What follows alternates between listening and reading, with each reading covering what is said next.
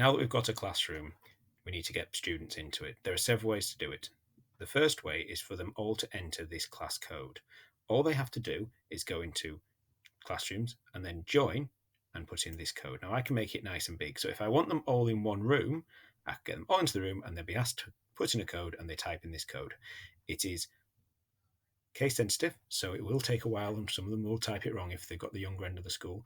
But that is the quickest way to do it because once it's done, they're in that classroom for good.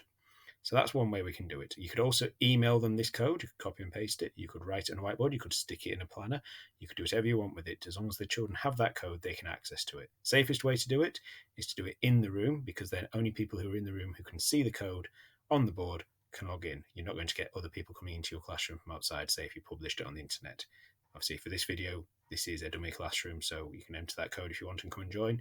You won't find anything exciting in here for me. Other options are you can go into the people tab, which remember that's all about the people in the classroom. You can see that there's me as a teacher, and you can go into the students. At the moment, I've got no students, so it says just give them this code, however you want to do it. There is a plus button here for inviting students. If you want to do that, all you have to do is type in their email addresses. Now, if you know the children's email addresses, that's fine. If they've all got an individual email address, it will go out to all of them, and then they have to follow a link. They don't have to put the code in, they can just follow the link and click into the classroom. You need to know a lot of emails and then think, is it appropriate? Other option as well is you could, if you really wanted to, send them QR codes, but getting a bit fiddly now by now. We also have the option to add co-teachers as well. So as me as a teacher in this classroom, I can add a co-teacher, which gives someone else the same privileges as me. So if I have another adult, say a job share or a supply cover, I can add them.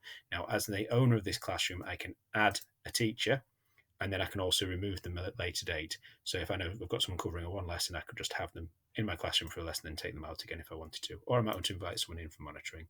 But as an owner of the classroom, I have control and I can let them leave when I want. So that is how we can add people to the classroom. The easiest way, I think, start of the year, get that code up on the board, get them all logged in, first lesson done. Obviously, someone joins you during the year, just give them the code and get them into the classroom.